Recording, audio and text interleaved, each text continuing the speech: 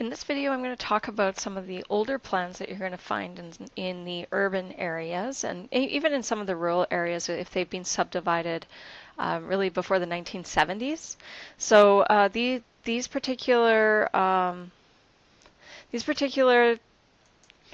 plans are, for example, this one was made in 1971. So as soon as you see 1971 and you see it like all kind of handwritten like this, you know that everything is going to be in the imperial system. So I'm pretty sure it's like 1972 or 1973 we switched over to metric, and then all of a sudden our plans all switched to metric, and then they started getting plotted by a computer.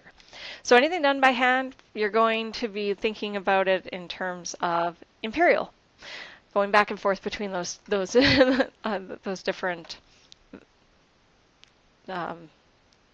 unit conversions. I'll get going here in a minute. All right. So here's the name of the plan. They're just a cataloging number. They don't represent anything special. It tells you who the land surveyor was and the year that it was done. You're going to notice in some of the stamps that there are dates in there as well as to when it was actually registered.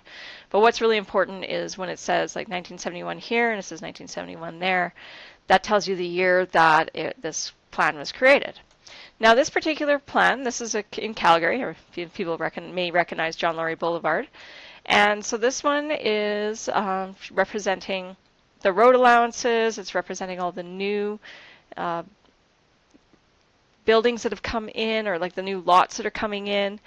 As we move in closer to the plan, you're going to see that there are planted new monuments. So you can see that each of these, for example, were plotted and planted at every single lot because there's curves. And this is on a curve, and this one's on a curve. But if you notice the straight lines, they only did the corners. So they have different blocks and they have different lots. So this one, the plan is the plan number. The lot is these big, bold numbers in there. So the block number is always included with the lot number. So here's the lot number. Remember that the lot number does not represent the street number. Those are two different things. Then we have our length of our lots, and these are in feet. So you can see 54. Those are all in feet. And then we have some angles that are more down in here. So I don't see the angle for that one. Where is it? They should have angles on here. They are showing these, so maybe they're just assuming everything's at 90. So you can see angles here. These angles are written as quadrant bearings, north 32 degrees, 53, 45 east. And then it's got feet, so 120 feet deep. So these are all going to be 120 feet deep because they've represented it here, and it just kind of continues on. You can see that it's kind of repeated. And then down here it shows you the width of every single lot as we move along. This one has a lot of things going on. So it's got reserved land, so that would be like, those open green spaces that we will see. It has some letters as well. In my class, you don't have to worry about those. The best person to ask for all these lettering is, oh, here's the details. That's what it is they're related to the details. So detail A gives you additional information. Detail B gives you more. So all these letters that you're seeing, SF, they're going to be details off to the side, possibly on a different part of the map.